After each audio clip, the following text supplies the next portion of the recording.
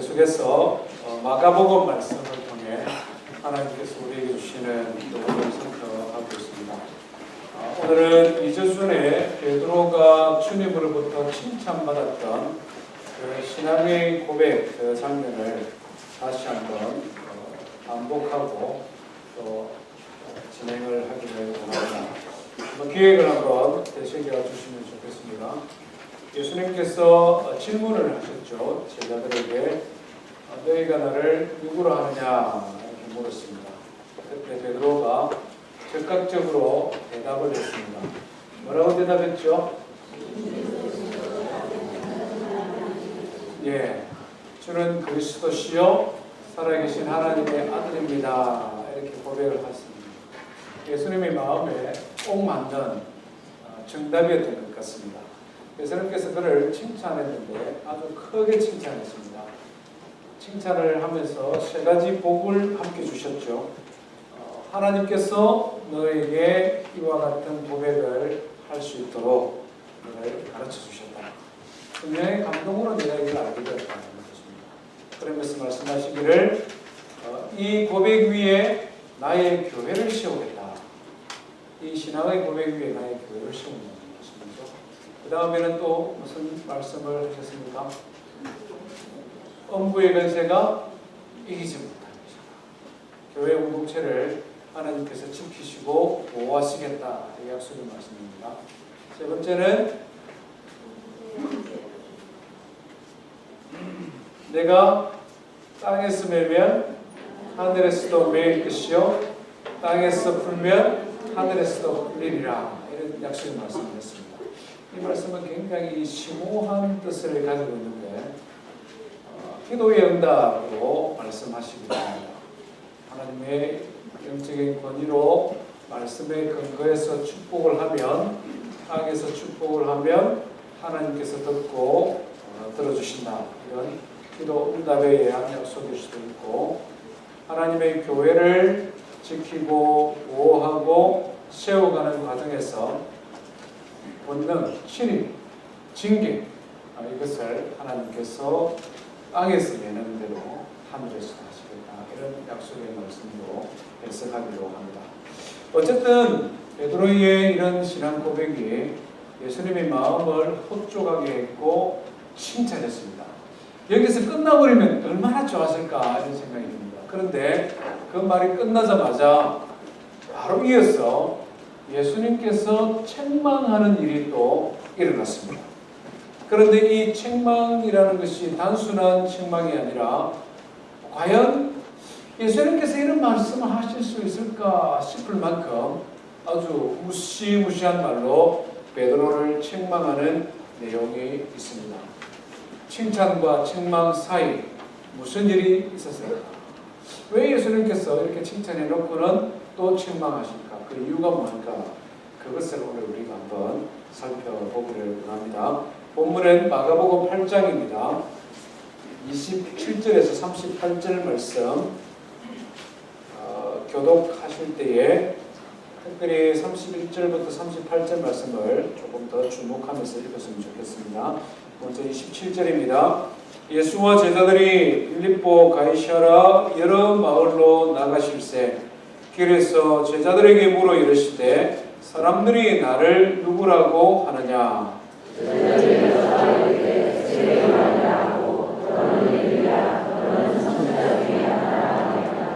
또 물으시되 너희는 나를 누구라 하느냐? 베드로가 대답하여 이르되 주는 그리스도이시니이다 하매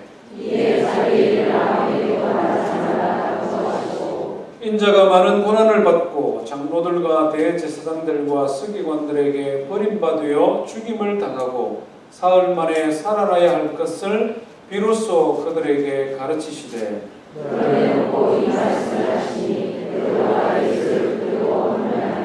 예수께서 돌이키사 제자들을 보시며 베드로를 꾸짖어 이르시되 사탄아 내 뒤로 물러가라.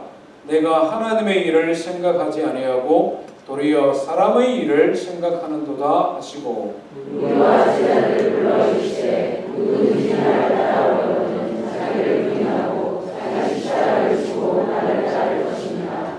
누구든지 자기 목숨을 구원하고자 하면 잃을 것이요 누구든지 나와 복음을 위하여 자기 목숨을 잃으면 구원하리라. 사람이 만일 온 천하를 얻고 자기 목숨을 잃으면 무엇이 유익하리요? 사람이 무엇을 주고 자기 목숨과 바꾸겠느냐? 누구든지 이 험난하고 질많은 세대에서 나와 내 말을 부끄러워하면 인자도 아버지의 영광으로 거룩한 천사들과 함께 올 때에 그 사람을 부끄러워하리라. 아멘.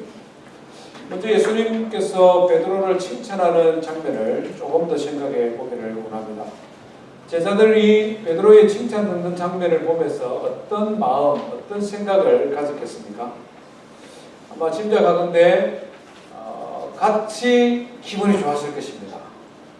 그렇게 베드로를 칭찬하니까 제자들의 마음에 한 가지 기대하는 마음이 생겼는지도 모르겠습니다.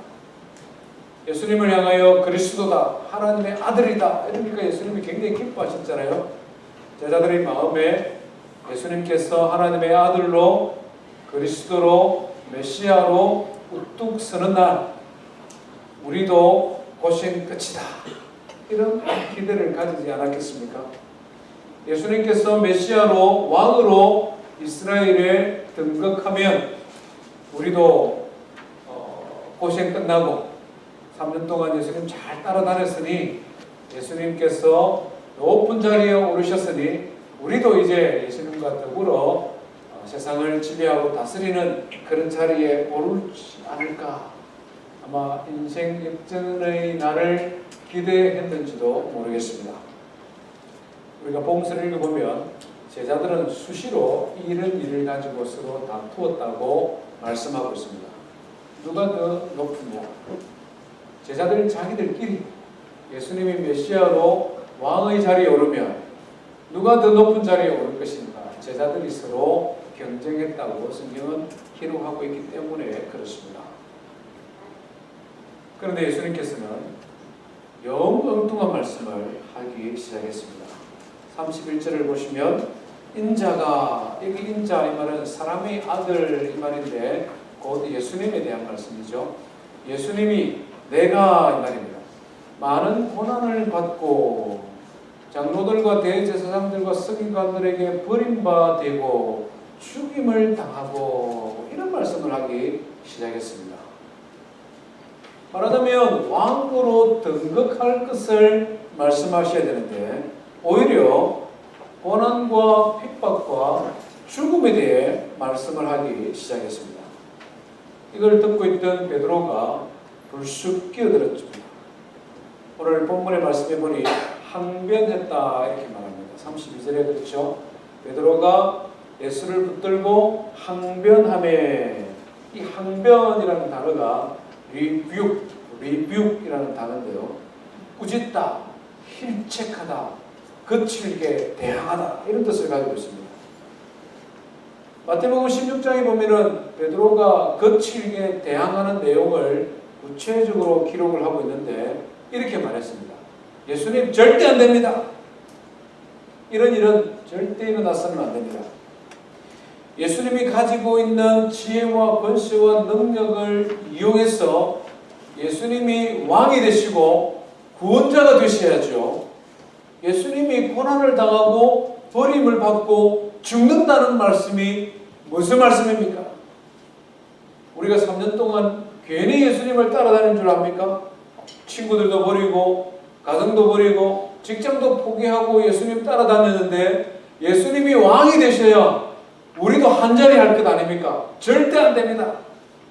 베드로가 꾸짖듯이 예수님에게 대들었습니다. 대들었다는 표현이 정확합니다. 베드로가 이렇게 예수님께 항변을 하니까 이번에는 예수님께서 또 베드로를 꾸짖기 시작하십니다. 그죠? 여기서 베드로를 향하여 꾸짖으시니, 꾸짖어 이 말 항변, 꾸짖어 다른 한글 단어를 쓰고 있지만 원어나 영어는 똑같습니다. 리뷰라는 단어입니다. 이번에는 예수님께서 꾸짖고 거칠게 대항해서 말씀합니다. 뭐라고 말씀합니까? 사단아, 내 뒤로 물러가라. 이 좀 너무 심한 거 아닙니까? 꾸짖어도 베드로야 그러면 안 돼. 뭐 이 정도 말을 하든지 거기서 조금 더 하면 야 베드로 너 지금 선생님한테 대드는 거야. 뭐 이 정도 말하면 우리가 이해할 수 있는 수준이지 않습니까? 그런데 뭐라고 말씀합니까? 사단아. 우리 이제 성도님들이 간혹 이런 말씀하죠. 이 마귀 굉장히 싫어하는 말이지 않습니까? 우리 신학생활 아무리 화가 나도 해서는 안 되는 말 중에 하나가 이런 말 하면 절대 안 되는 말이에요. 그런데 사실은 이 보니까 이 원조가 예수님이에요. 예수님이 사단아 내물 사단기도 아니고 다 이렇게 지금 예수님이 나무랍니다. 조금까지 칭찬받고 막 예수님 왕이 되면 이런 기대를 품고 있던 그 분위기가 싸해졌습니다. 뭐가 문제일까요? 선생님이 사람들에게 배신당하고 고난당하고 죽을 것이다 이렇게 말하면 제자들은 어떻게 해야 됩니까? 당연히 말려야죠. 말리는 제자들이 잘못된 것 아니죠. 선생님이 고통당하는데 잘 됐습니다. 이렇게 하는 제자들이 오히려 이상하죠. 왜 예수님은 그렇게 심하게 화를 내었을까? 이유가 우리가 좀 알아야 될 것 같습니다. 예수님께서는 화를 내시면서 말씀을 하십니다. 뭐 때문에 예수님이 이렇게 격한 말로 베드로를 꾸짖는지 34절 말씀 다시 한번 보시면 33절이죠. 사탄아 내 뒤로 물러가라. 내가 하나님의 일을 생각하지 아니하고 도리어 사람의 일을 생각하는도다.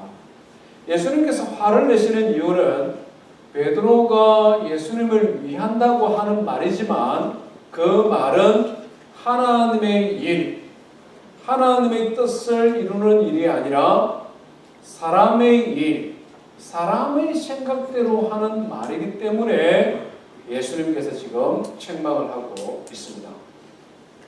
이것은 비단 베드로의 실수만은 아닐 것입니다. 우리가 신앙생활을 할 때에 종종 이 두 가지를 분간하지 못하기 때문에 실수를 할 때가 있습니다. 하나님의 일과 사람의 일, 하나님의 생각과 사람의 생각을 분간하지 못하기 때문에 실수를 합니다. 예수님이 곁에 안 계시기 때문에 이런 혼을 안 내겠지만 우리가 이런 실수를 할 때마다 예수님이 옆에 계셨으면 이렇게 욕을 할 만한 그런 실수를 우리가 반복할 수 있다는 것입니다. 그렇다면 이 하나님의 일과 사람의 일이 무엇인지를 정확하게 알고 우리는 베드로의 실수를 반복하지 말아야 되겠습니다. 사람의 일이라는 것은 사람의 생각이죠. 예수님의 사역과 관련해서 말씀드린다면 예수님이 왕이 되셔야 한다는 것입니다. 예수님이 가지고 있는 초능력을 이용해서 사람들의 가난의 문제, 질병의 문제를 해결하고 오병이어의 사건과 귀신들을 축제하는 이런 신적인 권세와 능력을 이용해서 우상숭배하는 사람들, 악한 영에 사로잡힌 사람들, 이방신을 섬기는 사람들을 다 무찌르고 예수님이 강력한 군대를 조직해서 당시 이스라엘을 지배하고 있던 로마를 물리치고 이스라엘을 지상의 나은으로 만드는 것, 사람의 일이요 사람의 생각입니다. 그리고 난 다음에는 예수님께서 그 이스라엘의 왕으로 올라가시고 예수님의 12제자들은 장관이 되어서 예수님과 함께 세상을 다스리면 좋겠다. 이것이 예수님이 하실 구원, 예수님이 이 땅에서 하여야 되는 구원의 길이라고 생각하는 것, 이것이 사람의 일입니다. 사람의 생각이죠. 그런데 하나님의 일은 달랐다는 것입니다. 하나님의 일은 먼저 구원자 대신 예수님께서 고난을 받으셔야 된다. 사람들에게 미움을 받고 버림받고 마지막에는 십자가에 달려 죽으시는 것, 이것이 하나님의 일이요, 하나님의 생각, 하나님의 방법이다 하는 것입니다. 얼마나 다릅니까? 사람의 일과 하나님의 일, 사람의 생각과 하나님의 생각 너무 다르다. 그러다 보니 충돌이 생길 수밖에 없고, 그러다 보니 베드로가 예수님을 말려야 되겠고, 그 결과로 예수님께서 베드로를 향하여 내가 지금까지 3년 동안 나의 가르침을 받고 나와 함께 동행하였으나 하나님의 일과 사람의 일을 분간하지 못하느냐 베드로야, 책망하고 있는 것입니다.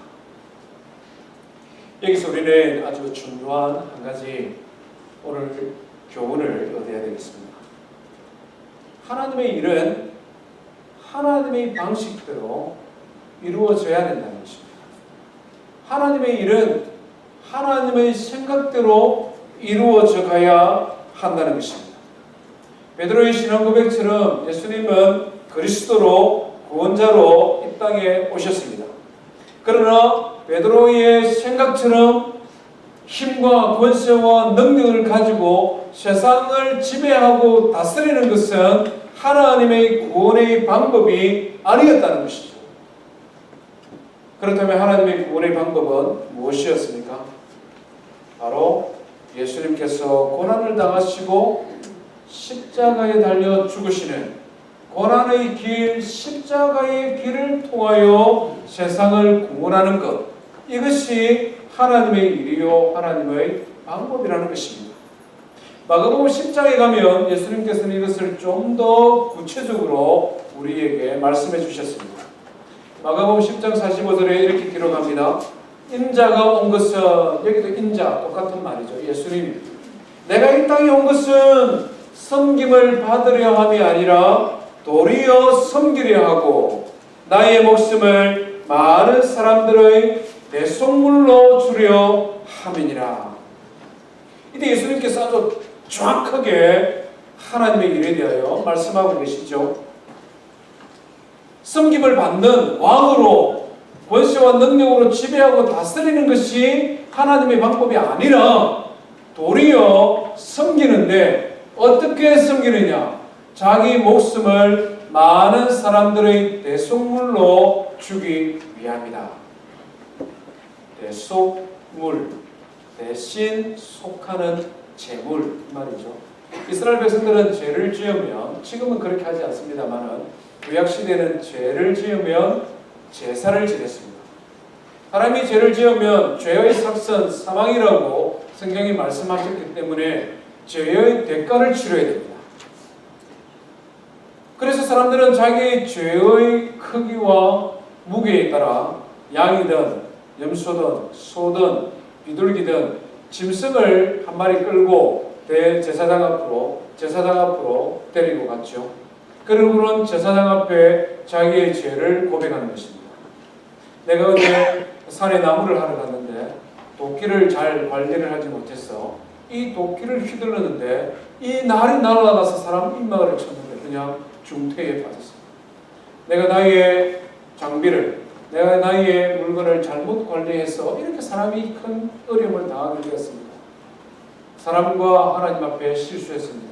이 죄에 대한 대가를 내가 지불해야 되겠습니다. 마땅히 보상을 해줘야 됩니다. 플러스 사람 앞에 보상할 뿐만 아니라 하나님의 용서를 받아야 되죠. 그러면 제사장이 이 짐승의 머리 위에 손을 얹고 사람의 머리 위에 손을 얹고 하나님 앞에 기도했습니다. 하나님, 이 하나님의 자녀가 실수로 이런 죄를 지었습니다. 이 죄의 결과 이 사람의 손이 잘려야 되고 이 사람의 이마가 깨어져야 되고 이 사람이 마땅히 자기 대가를 지불해야 되지만 하나님의 은혜로운 방법으로 이 사람의 죄를 이 짐승에게로 전가시켜 주시고 이 제물을 받으시고 이 사람의 죄를 용서해 주십시오. 제사장이 이렇게 하나님 앞에 기도하고 나면 양이든 염소든 소를 잡아서 그것을 번제로 하나님 앞에 드려 죄 용서함을 받았습니다. 이것이 대속물입니다.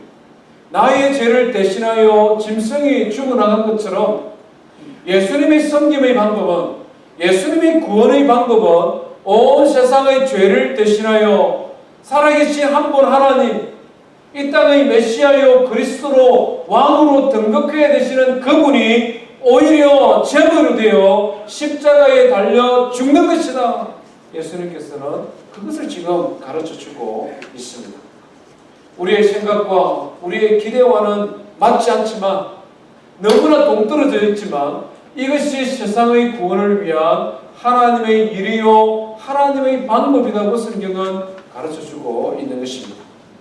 바울 사도는 이것을 또 다른 관점에서 우리에게 설명을 하는데요, 이런 대속물로 십자가에 달려 죽으심은 완전한 하나님의 사랑이라고 말씀하고 있습니다. 로마서 5장 7절과 8절 말씀을 보면 이렇게 기록을 합니다.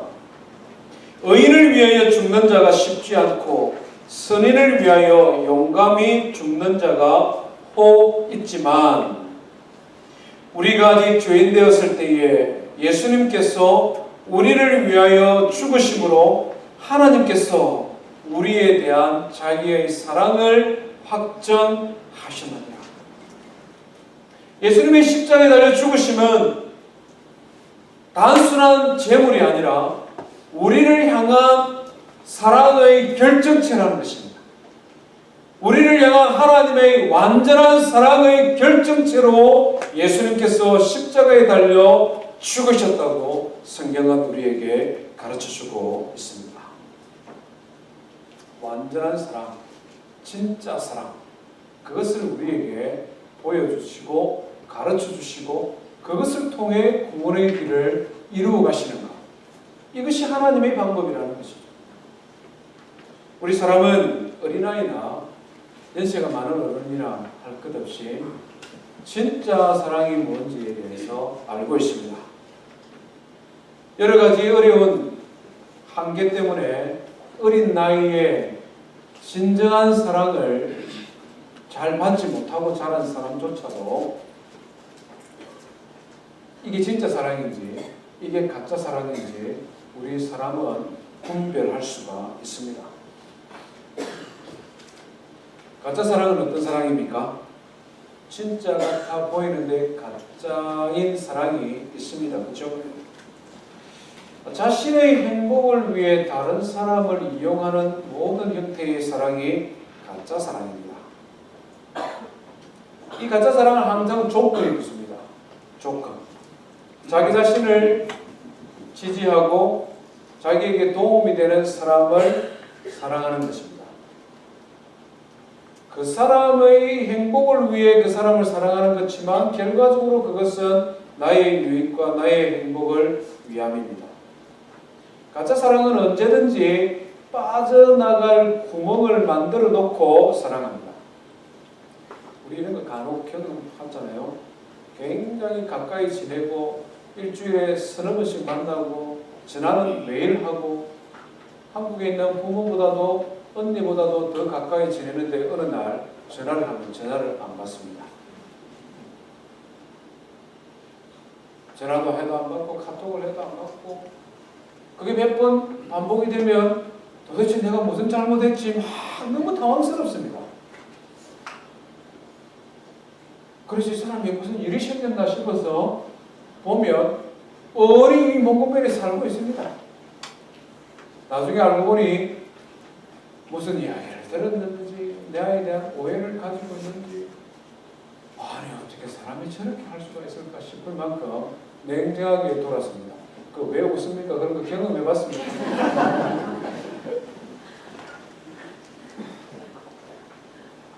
얼마나 사람이 그냥 냉정하게 돌았었는지, 지금까지 그 사람하고 내하고 보낸 시간이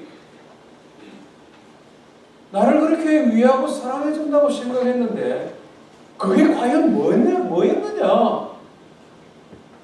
인생의 회의가 찾아올 만큼 충격을 받을 때 간혹 있죠.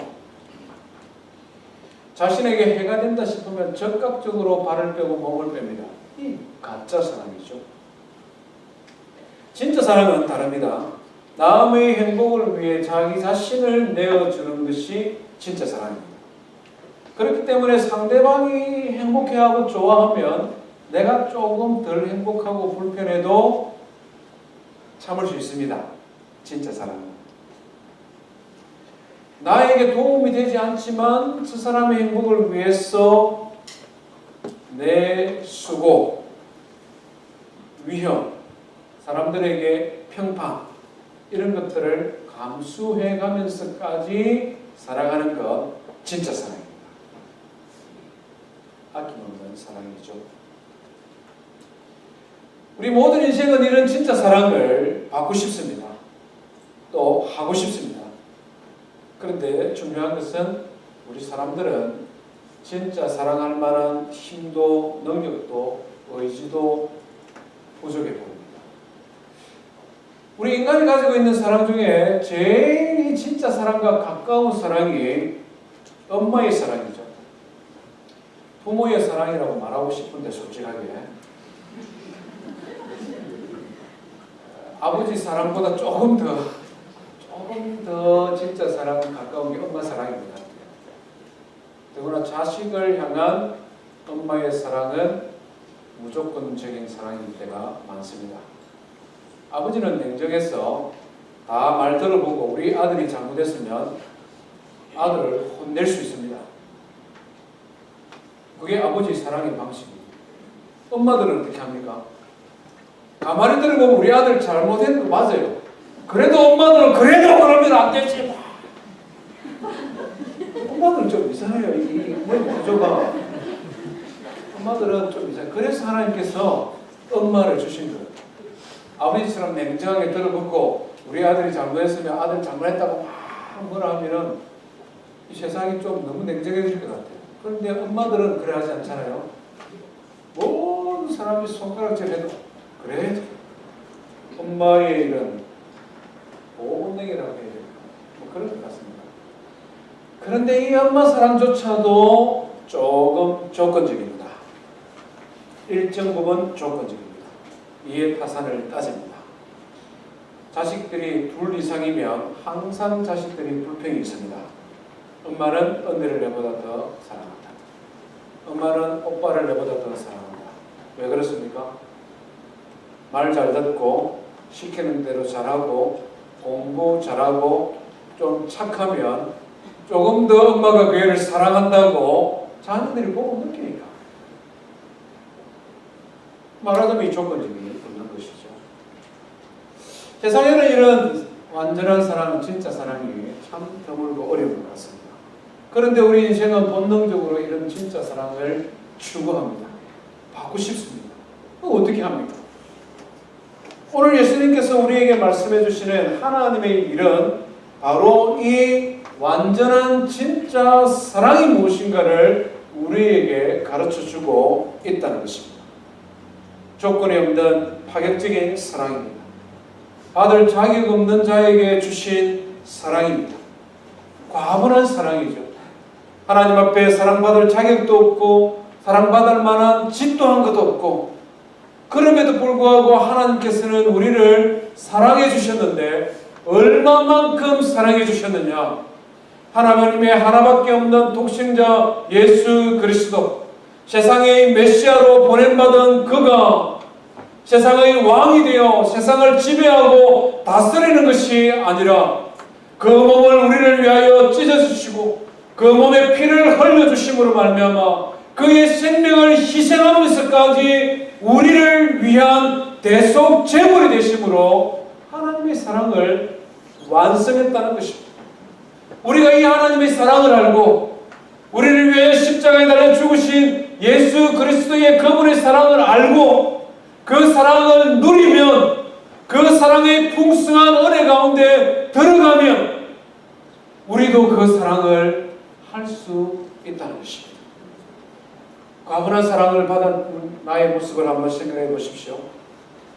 내가 무한한 조건 없는 용서를 받았던 죄를 한번 되새겨 보시기를 바랍니다.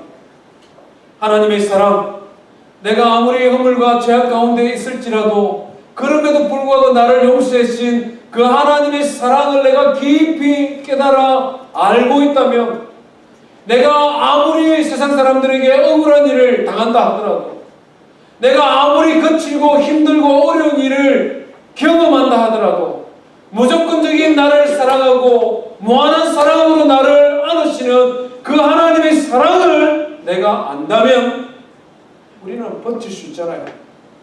우리는 견딜 수 있잖아요. 우리에게 몹쓸 행동하고 나의 마음에 상처 준 사람을 용서할 수 있지 않습니까? 하나님의 그 무한한 사랑이 나의 마음속에 차고 넘쳐서 내 마음의 사랑의 탱크가 점점점 채워지면, 그래서 하나님 앞에 나는 사랑받는 믿음의 아들이요 믿음의 딸이라는 확신이 점점점 더 강해져가면 나의 자존감도 높아지고 나의 마음에 하나님의 사랑이 찾아오므로 여유도 생기고, 그래서 나에게 잘못하는 사람도 용서해 줄 수도 있고, 더 나아가서 주님의 길을 따라 나도 세상을 사랑하며 살아갈 수가 있다는 것입니다. 예수님께서 지금 우리에게 보여주고 가르쳐주고 있는 하나님의 일이라는 것은 바로 하나님의 완전한 그 사랑을 우리에게 가르쳐주기 위함이라는 것입니다. 사랑하는 성도 여러분, 예수님의 십자가의 고난과 죽으심은 우리 인간이 생각하는 것처럼 실패한 길이 아니요, 우리 사람들이 기대하는 것을 충족시키지 못하는 그런 사랑이 아니라 우리의 생각과는 너무나 다른 하나님의 방법이지만 그것은 바로 완전한 하나님의 사랑이요, 이 세상의 모든 죄와 허물과 악을 도말하시는 사랑의 방법이라는 것을 우리에게 보여주고 있는 것입니다. 고난을 당하시고 십자가에 달려 죽으심으로 말미암아 우리의 허물과 죄를 대신 짊어지셨고 용서해 주셨고, 죄 문제를 해결하심으로 말미암아 우리를 구원하신 하나님의 완전한 사랑, 그것이 하나님의 일이요 하나님의 방법이요 그것이 세상을 구원하고자 하는 하나님의 소원이었습니다. 베드로는 그것을 알지 못했기 때문에 하나님의 길을 걸어가려고 하는 예수 그리스도를 막았습니다. 그렇게 하면 절대 안 됩니다라고 그를 막았습니다. 사랑하는 성도 여러분, 우리는 주님의 길을 바로 알았으면 좋겠습니다. 힘과 권세와 능력으로 세상을 지배하고 다스리는 것만이 세상의 구원을 위한 하나님의 방식이 아니라 오히려 낮아지고 오히려 겸손하게 심지어는 죽도록 자기를 희생하심으로 우리를 구원하신 그 하나님의 완전한 사랑을 알고 그 사랑을 누리는 저와 우리 모든 성도 되기를 주의 이름으로 축원드립니다. 예수님께서 이처럼 하나님의 일과 하나님의 사랑을 말씀하시고는 그것으로 끝내지 아니하시고 제자들에게 도전하고 있습니다. 한 걸음 더 나아가서 이제 제자들을 초청하고 있습니다. 우리 34절 말씀 한번 읽어봅니다. 시작. 우리와 제자들을 불러 이르시되 누구든지 나를 따라오려거든 자기를 부인하고 자기 십자가를 지고 나를 따를 것이니라. 베드로야, 왕이 되어서 다스리고 싶으냐? 베드로야, 이 세상을 정복하고 다스리는 자가 되기를 원하느냐? 정말 내가 나를 따라오려거든 자기를 부인하고 십자가를 지고 나를 따라오라.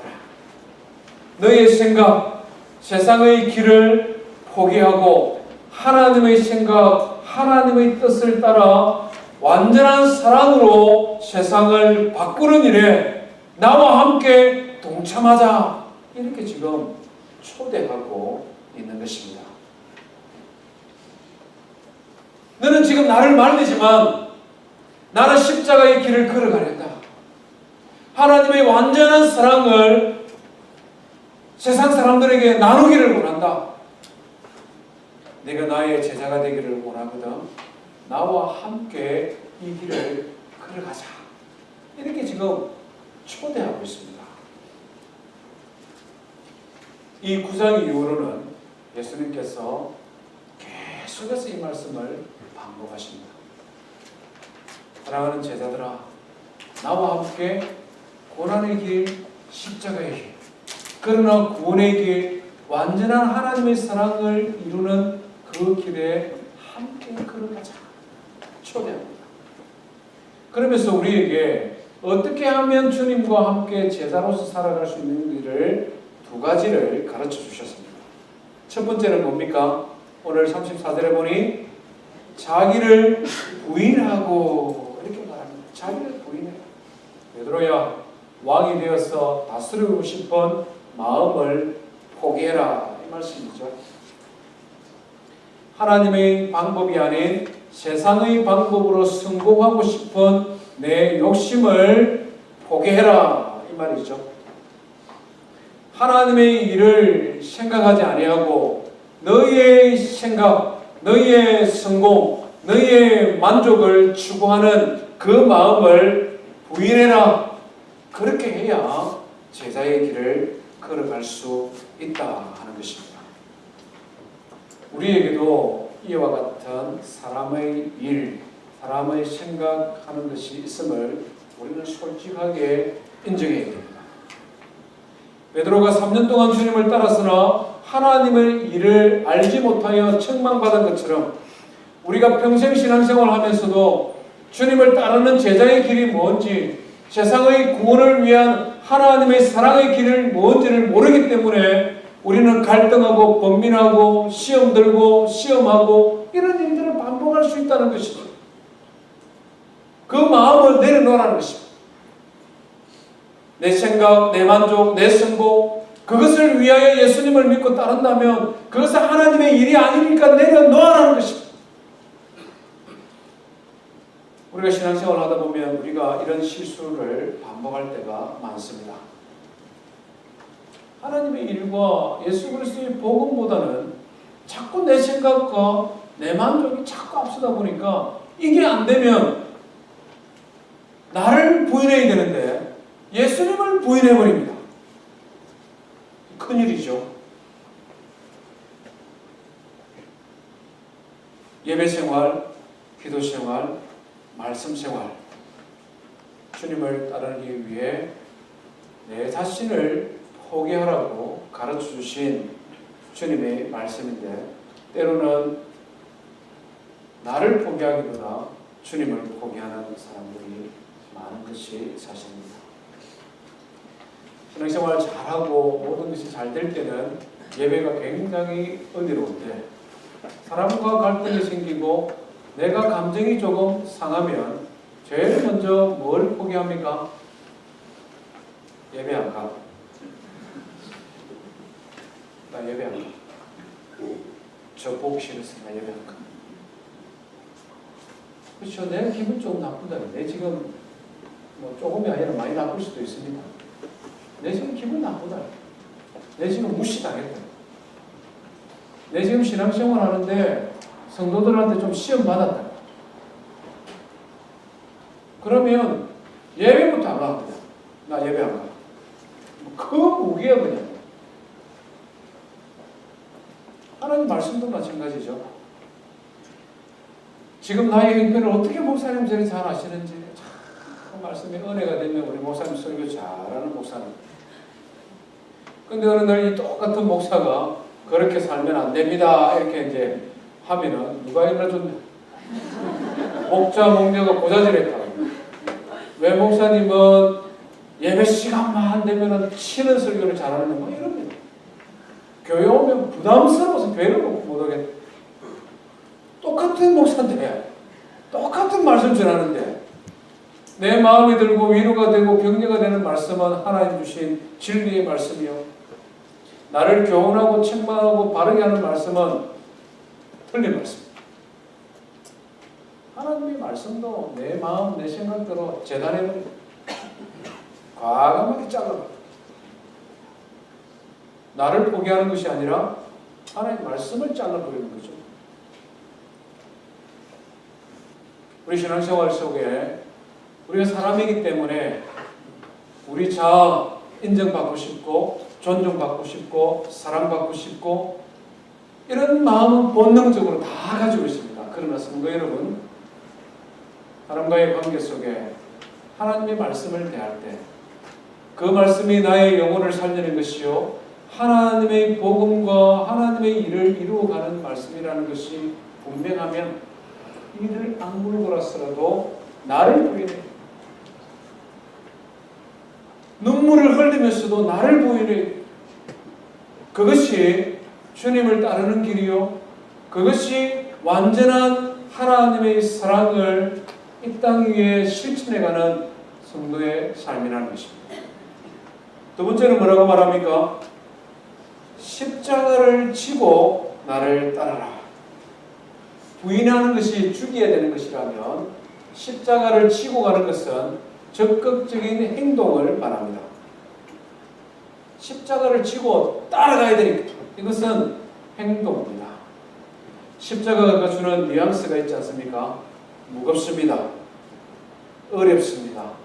십자가는 나란히 쌍으로 질 수 없기 때문에 혼자 지고 가야 되는 외로운 것입니다.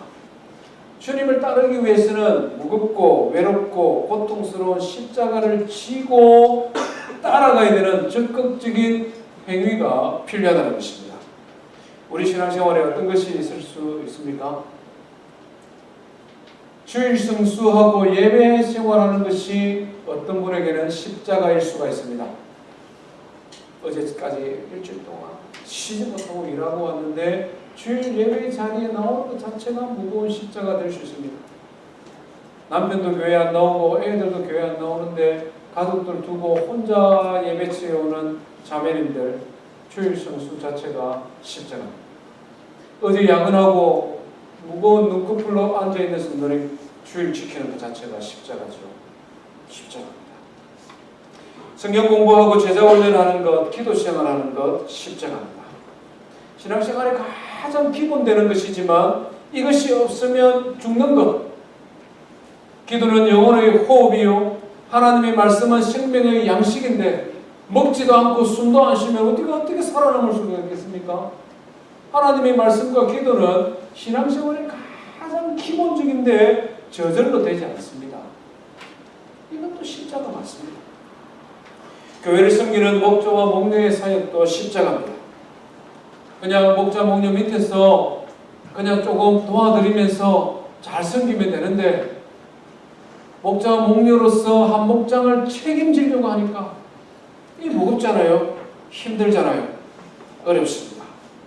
사람들을 돌보는 것이기 때문에 진짜 힘듭니다. 그래서 십자가 잘 안 지려고 하죠. 목자와 목녀 십자가 맞습니다. 직분도 그 자체가 십자가입니다. 하나님 앞에 예배생활, 기도생활, 헌금생활, 교회 봉사, 심지어는 세상 사람들 앞에서도 모범이 되어야 됩니다. 어제까지 멀쩡하게 괜찮았는데 오늘 내가 교회에서 인직받고 나니까 사람들이 말도 달라지고 대하는 태도도 달라지고 늘푸른 장로교회 권사님이 저러면 됩니까? 이런 말 합니다. 늘푸른 장로교회 저분이 장로 됐다고 하면서 이런 말들이 우리 귀에 들리면 십자가 맞죠? 이런 십자가 무겁고 고통스럽고 외로운 십자가지만 좋은 십자가입니다. 왜 그렇습니까? 이 십자가에는 주님의 은혜가 있기 때문에 그렇습니다. 이 십자가를 지고 가는 길에는 외롭고 힘들지만 하나님의 은혜가 있고 하나님의 도우심을 경험할 수 있고 하나님의 살아계심을 믿을 수 있는 더 많은 간증이 우리에게 주어지기 때문에 이런 십자가는 눈물을 머금고라도 지고 가야 됩니다. 그 십자가의 끝에는 하나님이 우리에게 주시는 위로도 있고 상급도 있고 영광이 있기 때문에 이런 십자가는 지고 가야 됩니다. 지고 가야 됩니다. 벗어버리고 던져버려야 되는 나쁜 십자가들도 있습니다. 예수 믿고 오랜 시간이 지났는데도 죽이지 못하는 못된 성질도 십자가죠. 오래된 습관도 십자가입니다.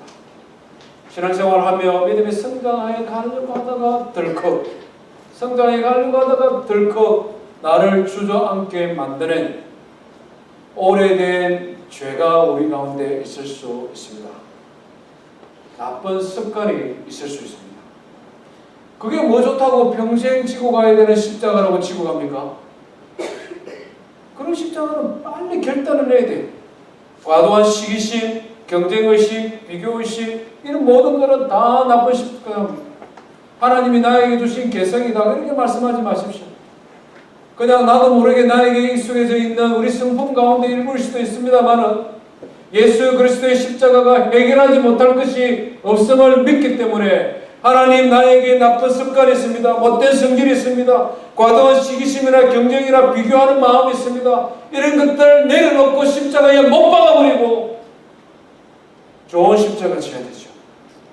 주님을 따르는 길, 눈물로 가야 되지만 그 길의 끝에 하나님 주시는 위로와 영광이 있기 때문에 십자가를 지고 나를 따라가는 것, 이것이 제자의 삶이요 완전한 하나님의 사랑을 세상에 나누는 삶이라고 말씀하고 있습니다.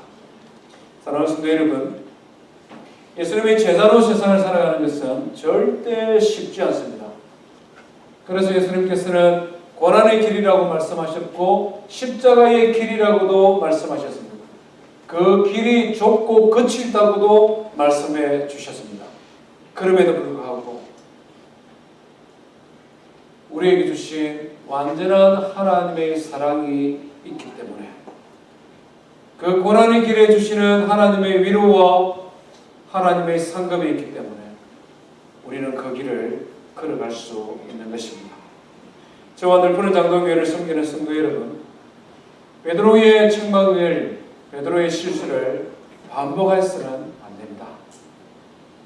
주님의 구원의 길을 알고 자기를 부인하고 십자가를 지고 예수 그리스도의 제자로 살아가는 우리 모든 성도 되기를 주의 이름으로 축원드립니다. 우리 말씀 기억하며 함께 하나님 앞에 찬송하십시다.